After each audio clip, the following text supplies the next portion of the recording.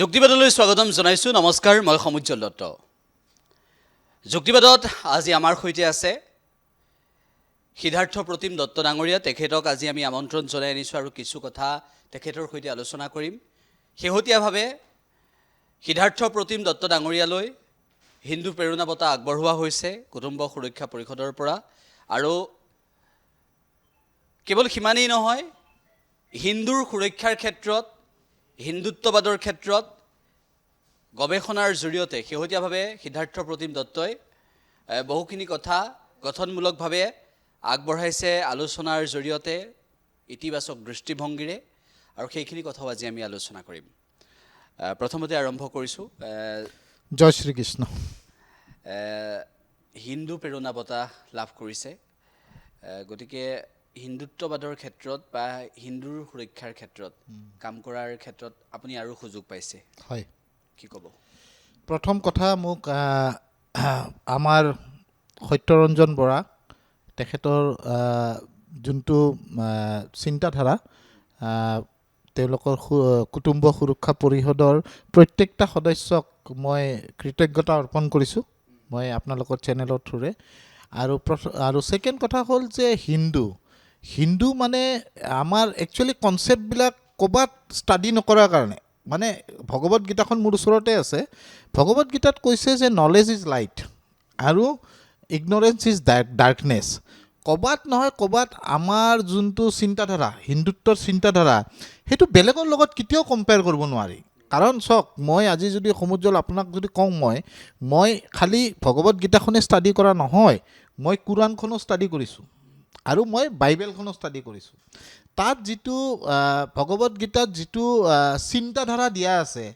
এজন মানুহে কেনেকৈ সৎ পথেৰে নিজৰ জীৱনটো আগুৱাই নিয়াৰ যোনটো প্ৰয়াস, ইয়াতে কিন্তু কোনো ধৰ্মৰ কথা লেখা নাই যে তুমি অমুকটো ফ'ল' কৰিবা, তুমি অমুকটো ফ'ল' কৰিবা, এইটো কৰা নাই। ইটছ এ ৱে অফ লাইফটো শিকাইছে। আৰু প্ৰত্যেকটা মানুহক প্ৰথমতে ৱে অফ লাইফটো জানিব লাগে। ৱে অফ লাইফটো যে আমি কেনেকৈ জীয়াই থাকিম, আমি কেনেকৈ আমাৰ শৰীৰটো ভালকৈ ৰাখি পিনে আমি মানসিক বিকাশ কেনেকৈ কৰি পিনে আমি নিজৰ কাৰণেও জীয়াম আৰু সমাজৰ কাৰণেও যেন আমি এটা ফ্ৰুটফুল এটা আমি হিউমেন বিং হ'ব পাৰোঁ, সেই বস্তুটো ভগৱত গীতাত দিয়া আছে। এতিয়া এইটো যোনটো আমাৰ হিন্দু কালচাৰ, আজি হিন্দু কালচাৰটো আপুনি ক'ব পাৰিব কেতিয়াৰ পৰা হৈছে, কোনো ক'ব নোৱাৰে যে হিন্দু কালচাৰটো ইমান চনৰ পৰা হৈছে, ইমান চনৰ পৰা। কিন্তু আপুনি যদি ইছলাম কালচাৰটো চাই বা খ্ৰীষ্টিয়ান কালচাৰটো চাই, ইট হেজ কাম 1800 years ago, 1200 years ago, 1200 বছৰ আগত বা 1800 বছৰ আগত এই আছিল। প্ৰথমতে গোটেই মানুহখিনি, আজি আমাৰ ভাৰতবৰ্ষত থকা যিখিনি মানুহ আছে, সেইখিনি মানুহ ইছলাম পিছত হৈছে, খ্ৰীষ্টিয়ান পিছত হৈছে। They are according to me, মই একদম স্পষ্টবাদী মানুহ, according to me they are coward Hindu. Coward এটা শব্দ আছে, কাৱাৰ্ড হিন্দু, যোনে ইছলামলৈকে কনভাৰ্ট হৈছে, যোনে খ্ৰীষ্টিয়ানিটিলৈকে কনভাৰ্ট হৈছে। আৰু সেই বস্তুটো আজি আমাৰ ভাৰতবৰ্ষত চলি আছে আৰু আজি আমাৰ অসমত চলি আছে। যিটো বস্তু একদম সাংঘাতিক কিন্তু এটা বেয়া প্ৰভাৱ পৰিব আৰু গোটেই আমাৰ যোনটো সনাতন সভ্যতা, সেইটো একদম বিনাশৰ পিনে গুচি যায় আছে। সেইকাৰণে এটা য়ং জেনেৰেশ্যনৰ এটা য়ং ল'ৰা হিচাপে মই কোনো দলৰ নহয়, মই কোনো একো নহয়, কিন্তু মই এটা প্ৰকৃত হিন্দু। যেন ভগৱত গীতাখন প্ৰত্যেকটা হিন্দুৰ হাতত থাকিব লাগে, প্ৰত্যেকটা হিন্দুৱে হিন্দুৰ অৰ্থটো জানিব লাগে যে it's a way of life. তুমি কেনেকৈ কি কৰিবা, কেনেকৈ জীয়াবা, কেনেকৈ ডাঙৰক সন্মান কৰিবা, সৰুক মৰম কৰিবা, সেই বস্তুখিনিয়ে আচল ধৰ্ম হিন্দুত। তো সেইকাৰণে কৈছোঁ যে মোৰ এই প্ৰয়াসটো চিৰজীৱন চলি যাব। মোক ৰখোৱাৰ চেষ্টাও কৰিব বা ৰখোৱাৰ চেষ্টাও কৰিছে, কিন্তু মই ৰখা মানুহ নহয়, কাৰণ মই এই প্ৰয়াসটো পূৰা throughout the life, it's a vision of my life, যে প্ৰত্যেকটা মানুহে, প্ৰত্যেকটা ল'ৰা ছোৱালীয়ে অসমৰ, ভাৰতবৰ্ষৰ এই ভগৱত গীতাখন তেওঁলোকে হাতে হাতে যেন পাব লাগে। ঠিক আছে, মই আৰু প্ৰসংগত কথা পাতিম, কিন্তু আটাইতকৈ ডাঙৰ বিষয় হৈছে যে অসমৰ প্ৰেক্ষাপটত যদি আজিৰ তাৰিখত আমি লক্ষ্য কৰোঁ, তেতিয়া দেখিবলৈ পাওঁ এই সময়ছোৱাত উচ্ছেদ চলি আছে। আটাইতকৈ ডাঙৰ বিষয় হৈছে যে ধৰ্মীয় সংখ্যালঘুক টাৰ্গেট কৰি উচ্ছেদ কৰা হৈছে বুলি সকলোৱে দাবী উত্থাপন কৰিছে। একাংশ হিন্দুত্ববাদীৰ প্ৰৰোচনাত বিভিন্ন সময়ত বিভিন্ন ধৰণৰ ঘটনা সংঘটিত হৈ থাকে বুলিও অভিযোগ উত্থাপন হৈ থাকে, বিশেষভাৱে এই গোমাংস আৰু গাহৰিৰ প্ৰসংগত। আমি শেহতীয়াভাৱে তেনেকুৱা ধৰণৰ ঘটনাও দেখিলোঁ এই দুটা ঘটনাৰ আলমত আপুনি কি ক'ব বিচাৰিব প্ৰথমতে উচ্ছেদ হোৱাটো মই ফুল্লি ছাপোৰ্ট কৰোঁ কিয় কওঁ আজি সমুজ্জ্বল আপোনাৰ অকণমান মাটি আছে আপুনি বিচাৰিব নেকি যে বেলেগ মানুহ আহি সেই মাটিত বহক কওকচোন আপুনি কি কৰিব অন্তিম পৰ্যায়ত কি কৰিব আপুনি মানুহটোক ঠেলি ঘিচি গুচাই দিব নিজৰ ঘৰত যদি সোমাব হৈছে আজি যিবিলাক উচ্ছেদ কৰিবলৈ আহিছে কি জানে একদম সঁচা কথা কওঁ মই যিমান দূৰ মোৰো বয়স 47 ইয়াৰ্ছ মোৰ জন্ম গুৱাহাটীত চ' মই এনেকৈ ভাবোঁ যে আজি যিবিলাকে কংগ্ৰেছে এটা টাইমত কৰিলে only for earn the vote দিয়াৰ ভোট লোৱাৰ স্বাৰ্থত এইটো আজিৰ কথা নহয় দেই এই উচ্ছেদটো যে আজি কৰিব লগা হৈছে মাননীয় মুখ্যমন্ত্ৰী ডাঙৰীয়াই ইমান ডাঙৰ এটা কাম কৰিবৰ কাৰণে যে এই কৰিছে কিয় কাৰণ আমাৰ জাগাত গভৰ্ণমেণ্ট মাটিত কিয় বিদেশী আহি তাত সোমাব এটা কথা খালি মানে চবে কৈ আছে যে মুছলমান মানুহক উচ্ছেদ কৰিছে সেইটো কিন্তু মিছা কথা যদি তাত কোনোবা হিন্দু মানুহো আছে তেওঁলোকক ঘৰ এৰিব লাগিব এতিয়া কথাটো হৈছে সেইটো কথা নহয় যে উচ্ছেদ অধৰ্মীয় কাম কৰি পিনে তুমি এটা জেগাত সেটেল হ'বা সেইখিনি গভৰ্ণমেণ্ট লেণ্ড সেইখিনি আমাৰ মানুহ আমাৰ যোনটো অসমীয়া মানুহৰ মানে প্লেচ তাতে আহি যদি বাংলাদেশৰ পৰা আহিবা য'ৰ পৰা নহওক তেওঁ যদি তাতে থাকে সেইটো হিন্দু মুছলমান বুলি কথা নহয় উচ্ছেদ হৈছে উচ্ছেদটো কোনো ধৰ্মীয় এই স্বাৰ্থত হোৱা নাই সেইটো হৈছে কিয় government land you can't stay in ময়ো যদি গভৰ্ণমেণ্ট লেণ্ড আছোঁ খালি মোকো গুচাই দিব একদম চিধা কথা মই তেতিয়া বিৰোধিতা নকৰোঁ কাৰণ মই এইকাৰণে নকৰোঁ যে মই এটা সনাতন সভ্যতাত আমি শিকাইছে যে বেলেগৰ জেগাত যায় তুমি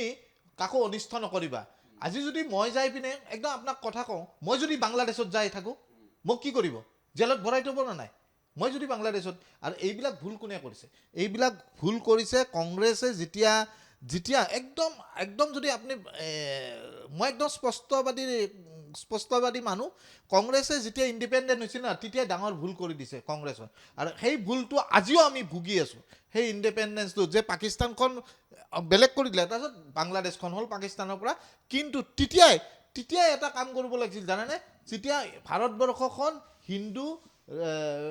দেশ বুলি ঘোষিত কৰি দিব লাগিছিল কিন্তু সেই ভুলটো কোনে কৰিলে কংগ্ৰেছে কৰিলে সেই কংগ্ৰেছৰ মানুহখিনিৰ ইমান ভুল হৈছে যিটো ভুল আজি আমি নৱপ্ৰজন্মই ভুগি আছোঁ আৰু এইটো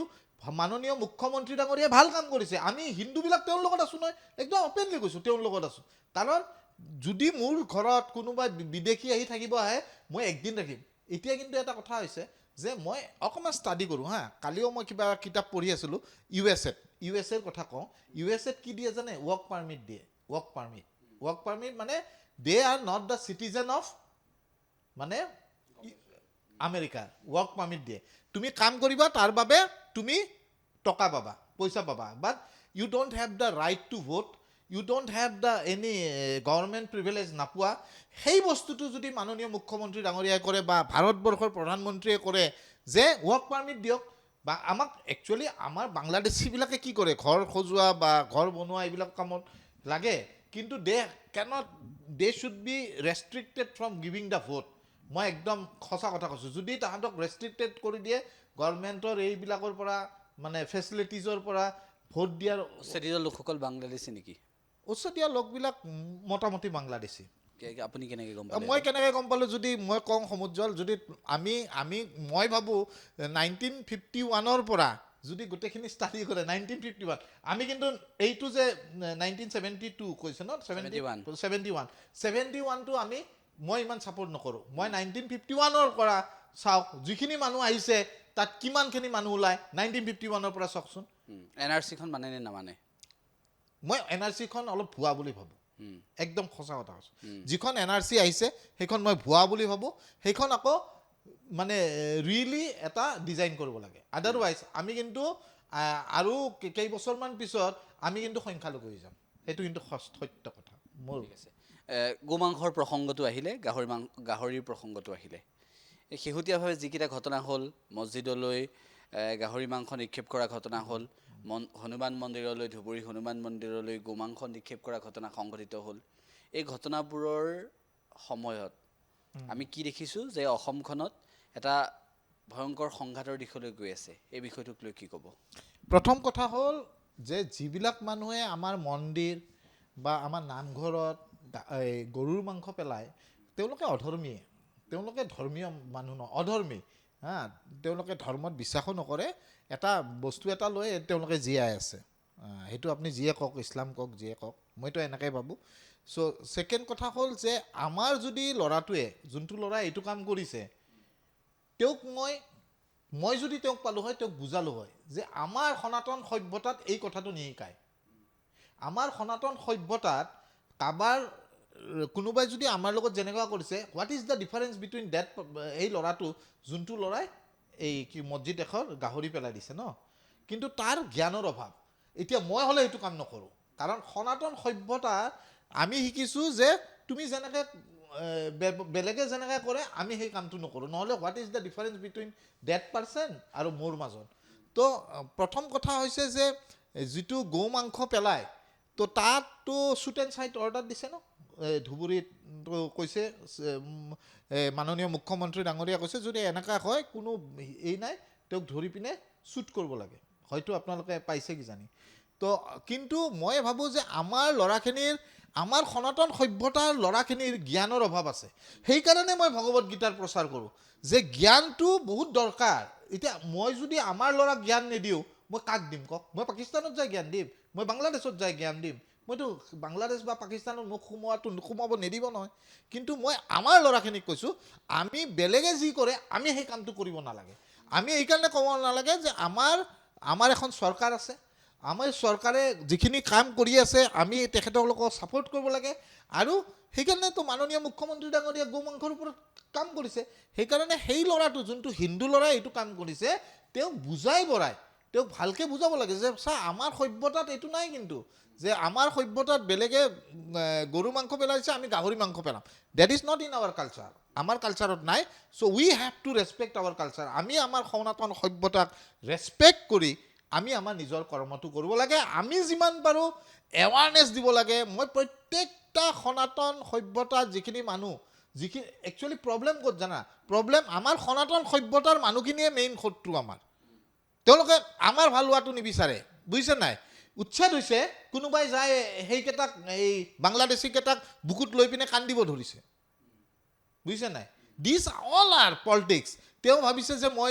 এইবাৰতো আৰু মই যোৰহাটত হাৰি যাম, তো মই যাই পিনে কোনোবা এটা সংখ্যালঘু অঞ্চলত যাই পিনে খেলি পিনে মই বিধানসভাত যাওঁ। একদম সঁচা কথা।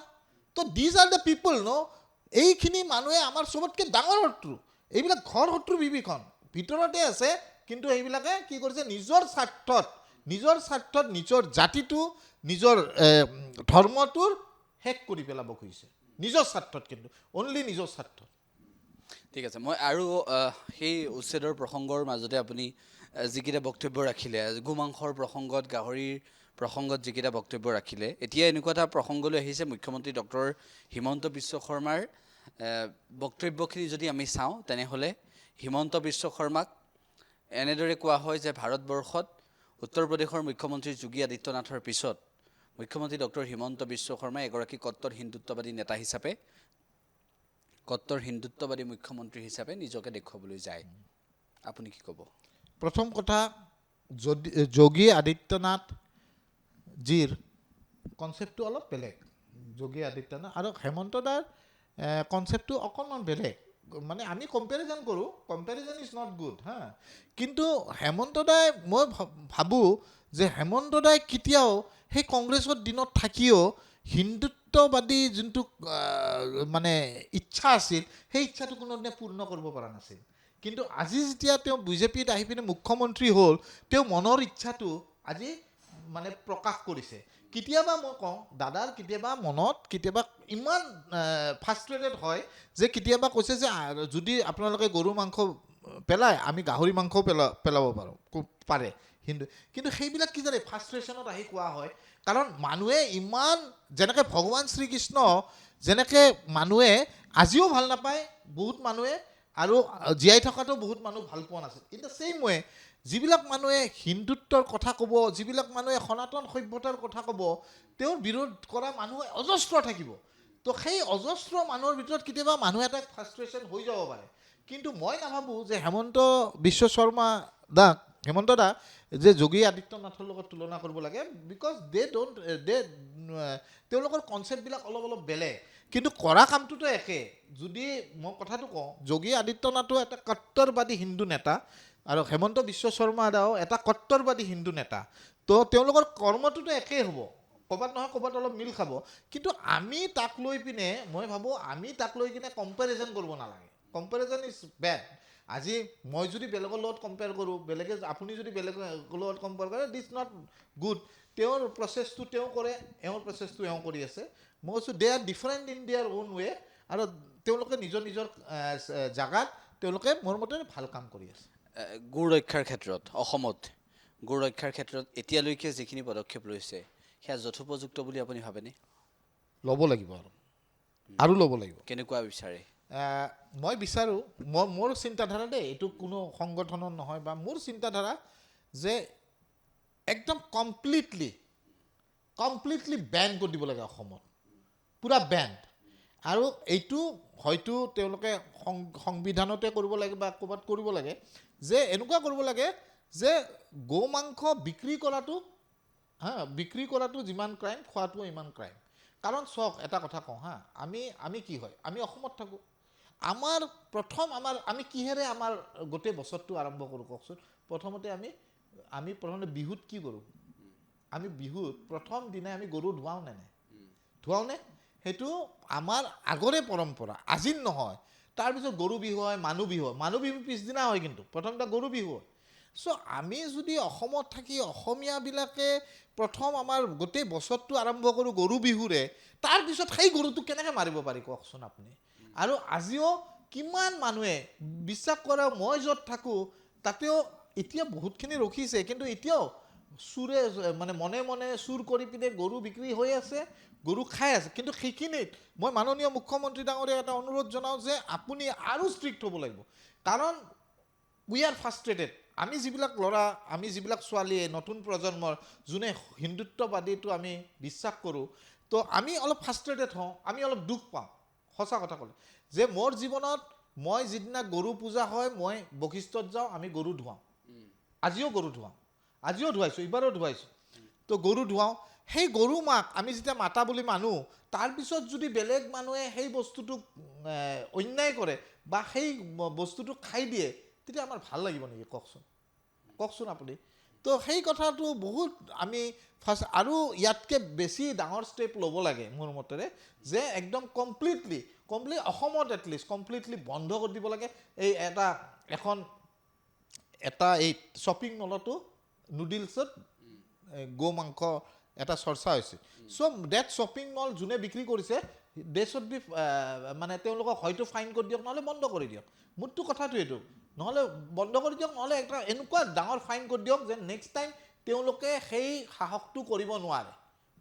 আজি তেওঁলোকে স্কেন কৰি চালে কাৰণেহে গম পালে দিছ ইজ বিফ হয় নহয় নহ'লে স্কেন কৰি নাছিলে কালিতো ময়ো খাই দিলোঁ বিশ্বাস কৰক মই এটা কথা কওঁ মই এখন প্ৰগ্ৰামত গৈছিলোঁ গোৱাত এটা প্ৰগ্ৰামত কি হৈছে 4-5 হাজাৰ মানুহে গোট হৈছিল আৰু সেই প্ৰগ্ৰামটোত মই এটা স্পীচটো দিছিলোঁ your relation with the media films and TV media and films তাৰপিছত তাত কি হৈছে সেই গোৱাত যেতিয়া আমাক লাঞ্চত দিছে তাতে দিছে বিফো আছিল I have not taken the lunch তাৰপিছত বহুতে ক'লে কমিটিৰ মানুহে যে আপুনি লাঞ্চ কিয় নকৰে মই কৈছোঁ ইয়াতেতো বিফ দিছে কৈছে দিছ ইজ আৱাৰ কালচাৰ মই কৈছোঁ you are in India you can to change your culture কৈছে নহয় অষ্ট্ৰেলিয়াৰ মানুহ আহিছে ইংলেণ্ডৰ মানুহ আহিছে কুমাৰ হৈছে মই কৈছোঁ অষ্ট্ৰেলিয়াৰ মানুহ অষ্ট্ৰেলিয়াত খাব ইংলেণ্ডৰ মানুহ ইংলেণ্ডত খাব this is Hindustan why you are given beef I will not take তাৰপিছত মই ফ্ৰুটছ আনিছোঁ ফ্ৰুটছ খাই মই কৰিছোঁ তাৰপিছত মই প্ৰটেষ্ট কৰিছোঁ গোৱাত অপেনলি এটা অসমীয়া ল'ৰাই গোৱাত যাই প্ৰটেষ্ট কৰিছে গো মাংস দিয়াৰ কাৰণে চ' দিছ ইজ দ্য থিং আজি প্ৰত্যেকটা ল'ৰাই সজাগ হ'ব লাগিব সনাতন সভ্যতাৰ প্ৰত্যেকটা ল'ৰা সজাগ হ'ব লাগে তাৰপিছত নেক্সট টাইম কৈছে তেওঁলোকে কমিটিৰ যেতিয়া নেক্সট 3 দিন হৈছে এইটো কাৰ্যক্ৰম তো নেক্সট কাৰ্যক্ৰমত তেওঁলোকে গো মাংসটো বন্ধ কৰি দিছে কথাটো কৈছোঁ উই হেভ অল দ্য পাৱাৰ আজি মই নিজৰ পাৱাৰটো বুজি পোৱা নাই মই নিজৰ যিখিনি ভিতৰত আছে এনাৰ্জি সেই এনাৰ্জিটো বুজি পোৱা নাই মই প্ৰত্যেকটা সনাতন সভ্যতা ল'ৰাক ক'ব খোজোঁ যে নিজৰ এনাৰ্জিটো বুজা আৰু য'তে প্ৰটেষ্ট কৰিব লাগে তাত প্ৰটেষ্ট কৰা। অবৈধ গুৰ সৰবৰাহ কেনেদৰে চলিছে, এই গু সৰবৰাহ চলি থকাৰ পিছতো এই চক্ৰটোক ধৰিবলৈ, এই চক্ৰটোক বৰ্তমান সময়ত এটা নাকি লগাবলৈ, এই চিণ্ডিকেটটো বন্ধ কৰিবলৈ চৰকাৰখনে যেনেদৰে চেষ্টা কৰিব লাগিছিল সেই চেষ্টা কৰা হোৱা নাই নেকি আপোনাৰ দৃষ্টিত? চাওক, গো সৰবৰাহ কৰাটো মানে মই আপোনাক এটা কথা কওঁ, মোৰ এটা লগৰ ল'ৰা, বুজিছে, মই আজি আপোনালোকক অপেনলি ক'লোঁ, মোৰ এটা লগৰ ল'ৰা, হি ইজ ইছলাম, বুজিছে, চিৰিয়াখানাত এই জন্তুবিলাকক যে গো মাংস দিয়ে না, এইটো তো মোক টেণ্ডাৰ হৈছিল, মোক সি ফোন কৰিছিল যে চিৰিয়াখানাৰ গো মাংসৰ টেণ্ডাৰখনত তই কাৰোবাক কৈ কিনে টেণ্ডাৰখন পাছ কৰাই দে। মই ক'লোঁ আই কেনট ডু ডেট, মই কৰিব নোৱাৰোঁ, আই এম এগেইনষ্ট ইট, তোক পইচা দিম। মই কৈছোঁ নালাগে তোৰ সেই পইচা। কথাৰ কথা মই কি কওঁ জানেনে, এই যে গো মাংস সৰবৰাহ কৰাতে গভৰ্ণমেণ্টে বাধা দি আছে, হু ইজ গভৰ্ণমেণ্ট কোন? আমাৰ পৰাই আমি মানুহ পঠোৱা নাই নে গভৰ্ণমেণ্টক, হয়নে নাই? চ' আমি সৰু সৰু কৰি যদি চবে ষ্টেপ লয়, government have to do it, আজি যোনটো প্ৰগ্ৰাম মই যুক্তিবাদত ক'লোঁ সমুজ্জ্বলক, গভৰ্ণমেণ্টত যদি এটা মানুহ চাই নহয়, হি উইল ফিল ফেয়াৰ ন, এই কামটো নকৰোঁ, নহ'লে ই প্ৰটেষ্ট কৰিব কিন্তু গৌ মাংসৰে এগেইনষ্টত। তো এইকাৰণে প্ৰত্যেকটা ল'ৰাই নিজৰ ছোৱালীয়ে নিজৰ স্কিলটো লগায়, we have to force the government to stop it.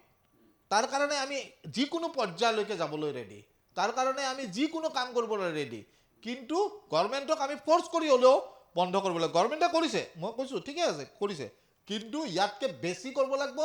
আৰু ইয়াৰে একদম কৈছোঁ নহয় যে গো মাংস খোৱা আৰু বিক্ৰী কৰাটো অসমত নিষিদ্ধটো কৰিছে বাৰু, ঠিকে আছে, কিন্তু যদি কোনোবা পায় হেভি ফাইন কৰক, হেভি নহ'লে তাৰ ইনষ্টিটিউশ্যনটো বন্ধ কৰি দিয়ক। মইতো ক'ব লগা এইটোৱে আছে। আৰু এটা প্ৰসংগ আহিছে যে মই এটা বিষয় সুধিব বিচাৰিছোঁ এই মুহূৰ্তত। এই আপুনি গো সৰবৰাহৰ বিষয়টোক লৈ, গো চিণ্ডিকেটৰ বিষয়টোক লৈ চৰকাৰৰ যিটো স্থিতি, সেই স্থিতিক লৈও আমি কথা পাতিম, কিন্তু ডাঙৰ বিষয় হৈছে যে অসমত যিসমূহ হিন্দুত্ববাদী সংগঠন আছে আজিৰ তাৰিখত, সেই হিন্দুত্ববাদী সংগঠনসমূহৰ প্ৰয়োজনীয়তা অসমত আছেনে নাই, আপুনি কি ভাবে? আৰে আজি যদি মই কওঁ, যদি সেই হিন্দুত্ববাদী সংগঠন নাথাকিল হয়, হিন্দুৰ অস্তিত্বই নাথাকিল হয়, আজি আপোনাক মই অপেনলি কৈছোঁ, I am not the member of RSS, কিন্তু আই ফ'ল' দ্য RSSৰ কোন আছে কোন নাই কোনো গম নাপায়, বুজিছে। দিছ ইজ ডিছলাইক অফ RSSে শিকায় কি, প্ৰথম দেশ তাৰপিছতে বেলেগ, প্ৰথম দেশ, কিন্তু প্ৰথম মোৰ ঘৰখনো নহয়, মোৰ পলিটিকেল পাৰ্টি নহয়, প্ৰথম মোৰ দেশ। আমি সেইবিলাক সৰুৰ পৰা শিকিছোঁ, কথাটো কৈছোঁ। কিন্তু কথাটো হৈছে যে সেই হিন্দু সংগঠনবিলাক যদি নাথাকে, আপুনি ভাবিছে নেকি যদি হিন্দু সংগঠনবিলাক নাথাকে, মই কৈছোঁ যে মই যদি আৰু 20-30 বছৰ পিছত আহোঁ ন, মই ইয়াত লুঙি পিন্ধি বহিব লাগিব যদি নাথাকে। আজি হিন্দু সংগঠনবিলাক সক্ৰিয় হৈছে কাৰণে, আজি যোনে নহওক, মই খালি RSS বুলি নকওঁ, গোটেই হিন্দু সংগঠনবিলাক কিন্তু সক্ৰিয় হৈছে কাৰণে আজি আমি ইয়াতে বহি পিনে কথা পাতি আছোঁ। নহ'লে যদি সক্ৰিয় নহ'ল হয়, আমি বেলেগ কথা পাতিলোঁ হয়, বেলেগ টপিক লৈ কথা পাতিলোঁ হয়। কিন্তু হিন্দু সংগঠনবিলাক সক্ৰিয় হোৱাটো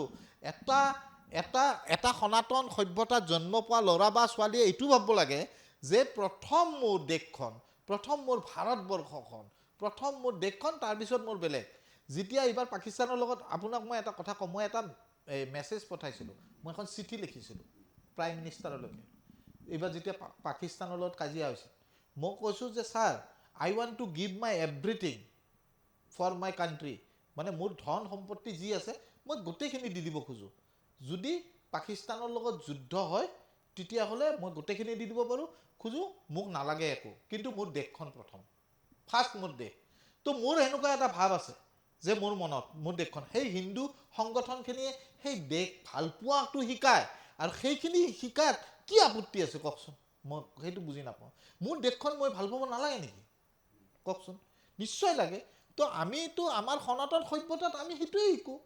দেশখন ভাল পোৱাটো। আমাৰ আজি মোগলে যেতিয়া ৰাজত্ব কৰিলে নহয়, মোগলে আমাৰ চব শেষ কৰি দিলে, গম পাইছে? মই এটা কথা কওঁ, আমি আকবৰৰ বিষয়ে শিকিলোঁ, আমি ঔৰংজেবৰ বিষয়ে শিকিলোঁ, জানিলোঁ কোন আকবৰ কোন ঔৰংজেব, তেওঁলোকৰ কৰ্মবিলাক যে কিমান পাপিষ্ট আছিল সেইবিলাকতো আমি কেতিয়াও চিন্তা নকৰিলোঁ আমাক হিষ্ট্ৰীত সেইবিলাক শিকালে আৰু এইবিলাক কোনে শিকাইছে এইবিলাক শিকাইছে এই যিবিলাক মানুহে ইমান বছৰ ৰাজত্ব কৰিলে গোটেই ভাৰতবৰ্ষত সেইবিলাকে শিকাইছে আমি ক'ত শিকিলোঁ লাচিত বৰফুকনৰ কথা ক'ত শিকিলোঁ শ্ৰীমন্ত শংকৰদেৱ প্ৰভুৰ কথা আমি নিশিকিলোঁ ক'ত শিকিলোঁ আমি সাই বাবাৰ কথা ক'ত পালোঁ সেই দুই এখন চিৰিয়েলত দেখিলোঁ কিন্তু আমাৰ হিষ্ট্ৰীত আছে জানো সেইবিলাক নাই শিৱাজীৰ ক'ত আমি কথাটো শুনিলোঁ নাই এই হিন্দু সংগঠনবিলাকে এতিয়াহে সক্ৰিয় হৈ পিনে এইবিলাক আনাৰ চেষ্টা দিছে আৰু চেষ্টা দিয়াৰ কাৰণে তেওঁলোকক আমি হাজাৰটা চেলাম দিব লাগে হাজাৰটা চেলিউট কৰিব লাগে সেইকাৰণে মই ভগৱত গীতাৰ প্ৰচাৰ কৰোঁ সেইকাৰণে মই মোৰ কিমান প্ৰব্লেম হৈছে জানে ভগৱত গীতাৰ প্ৰচাৰ কৰাৰ কাৰণে আপুনি ভাবিব নোৱাৰে মোৰ কিমান প্ৰব্লেম হৈছে কেনেকুৱা ধৰণৰ চাওক প্ৰথম কথা ভগৱত গীতাৰ প্ৰচাৰ কৰা মই ক'ত কৰিব পাৰোঁ মই ৰিহেব চলাওঁ মই ৰিহেবত কাউন্সিলাৰ হয় তো মই মোৰ ক্লাছেছবিলাক অনলাইন কৰি দিয়া আৰম্ভ কৰিছিলোঁ ভগৱত গীতাৰ ইয়াৰে এটা এটা চেপ্টাৰ ল'ৰাবিলাকক বুজাওঁ বুজিছে তো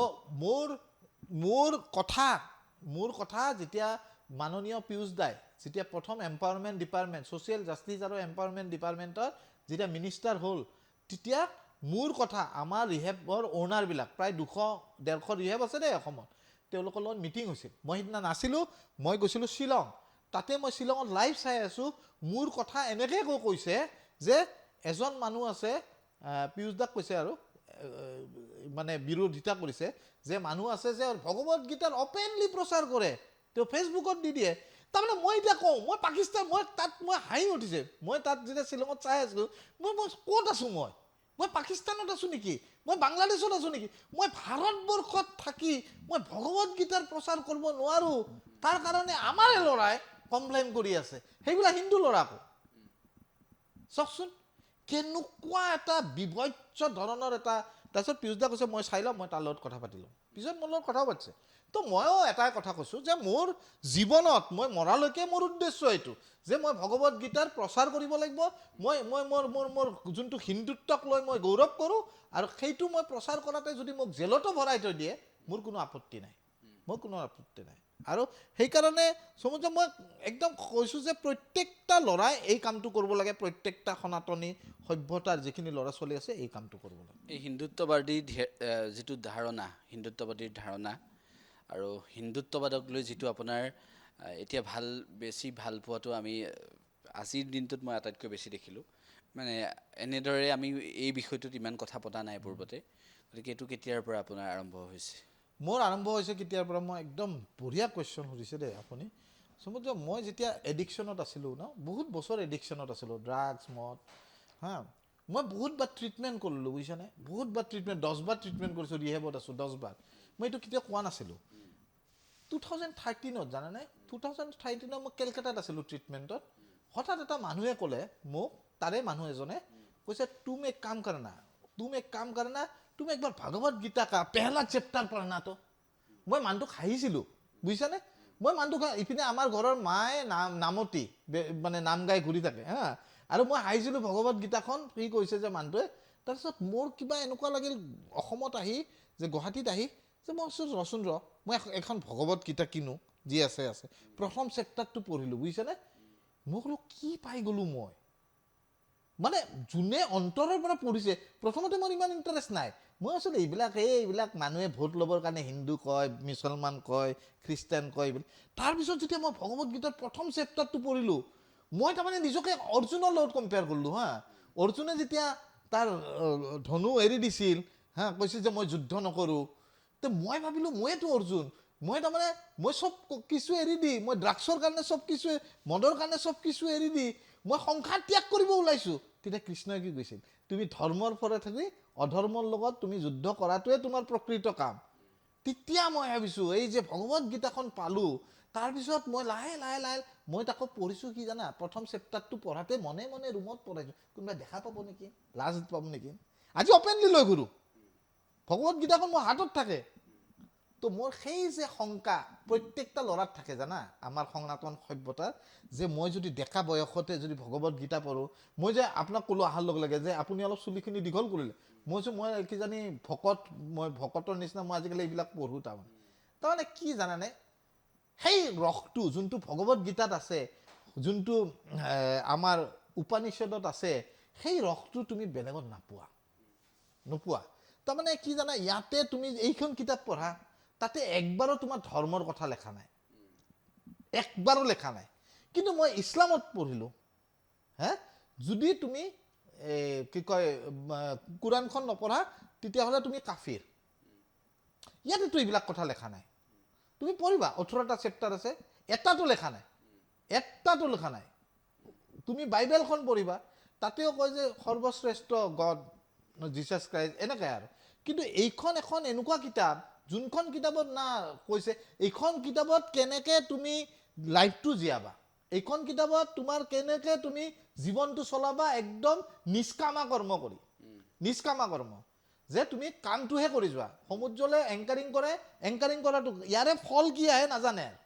চ' ডেট ইজ কল্ড নিষ্কামা কৰ্মা তো এইখন কিতাপে মোক জীৱনটো চেঞ্জ কৰি দিলে এইখন কিতাপে মোক শিকালে যে মই কিমান লাকি আজি মই লাকি বুলি কিয় কৈছোঁ জানানে মই সিদ্ধাৰ্থ প্ৰতিম দত্ত যোনে জন্ম পালে এটা সনাতন সভ্যতা যোনে দেখা পালে মায়ে সৰুৰ পৰা নামঘৰত যায় যোনে দেখা পালে যে মোক দেউতাই সৰুতে কয় মুক্তিত নিস্পৃহ যিটো সেই প্ৰেয়াৰ কৰিব দিয়ে আৰু মই যেতিয়া সৰুতে সেই প্ৰেয়াৰ কৰিছিলোঁ মই কেতিয়া প্ৰেয়াৰটো শেষ হয় আজি মই সেই প্ৰেয়াৰ দিনত কিজানি 20-25 বাৰ কৰোঁ যেতিয়াই মই ঘৰৰ পৰা ওলাওঁ তেতিয়াই মই প্ৰশান্তি প্ৰাৰ্থনা কৰোঁ তো এই বস্তুটো মোৰ তেতিয়াৰ পৰা 2013 পৰা আৰম্ভ হ'ল আৰু বিশ্বাস কৰা আজি তোমাৰ ওচৰত অপেনলি ক'ম প্ৰথম মোক এই কথাটো চান্স কোনে দিছে জানানে প্ৰথম মই আজি 400-450 মান শ্ব'য়ে হ'ল বুজিছেনে প্ৰথম চান্স কিন্তু দিয়ে নিষ্প্লাছে দিছে first I am always grateful হয়নে মই সেইকাৰণে মই চব কথাখিনি কৈ দিলোঁ তাৰমানে মনৰ কথা গতিকে আপোনাৰ যাত্ৰাটো আগবাঢ়ক আমি সেইটোৱে বিচাৰিছোঁ আৰু যিখিনি এতিয়া আপোনাৰ নতুন ধ্যান ধাৰণাৰে আপুনি আগবাঢ়িছে আপুনি পূৰ্বতেও যিখিনি কাম কৰি আছে ৰিহেবৰ ক্ষেত্ৰত আৰু বৰ্তমান এই নতুন যেতিয়া আপুনি এই সংকল্পকেইটাৰে আগবাঢ়িছে আপোনাৰ সংকল্পত যাতে ক'তো আউল নালাগে সেইটোৱে আমি বিচাৰিছোঁ আৰু শেহতীয়াভাৱে আপুনি এই ক্ষেত্ৰত এটা খুব গুৰুত্বপূৰ্ণ পদক্ষেপ গ্ৰহণ কৰিছে সুস্থিৰ এটা পদক্ষেপ গ্ৰহণ কৰিছে আপোনাক ধন্যবাদ জ্ঞাপন কৰিছোঁ আপোনাৰ এই যাত্ৰাটো যাতে সদায় ভালে থাকক সেইটোৱে আমি বিচাৰিম শেষত কি মন্তব্য আগবঢ়াব প্ৰথম মই মন্তব্য এটাই কথা আগবঢ়াম মই মাননীয় মুখ্যমন্ত্ৰী ডাঙৰীয়ালৈকে এটা মোৰ ৰিকুৱেষ্ট আছে যে দাদা যদি পাৰে আমাৰ এডুকেশ্যন লেভেলৰ পৰা মোৰ এইটো বহুত ডাঙৰ আশা যে অসম গভৰ্ণমেণ্টে প্ৰথম মহাৰাষ্ট্ৰ গভৰ্ণমেণ্টে কৰিলে 2-এখন গভৰ্ণমেণ্টে কৰিছে যে ভগৱত গীতাৰ কিছু চেপ্টাৰ যেনেকৈ মনটো কেনেকৈ কণ্ট্ৰলত ৰাখিব লাগে এনেকুৱা কিছুমান চেপ্টাৰ পাঠ্যক্ৰমত অন্তৰ্ভুক্ত কৰিলেহে আমাৰ ল'ৰা ছোৱালীখিনি বুজি পাব যে what is Bhagavad Gita what is Upanishad ঠিক আছে ইয়াৰ লগে লগে যুক্তিবাদৰ পৰা বিদায় লৈছোঁ ধন্যবাদ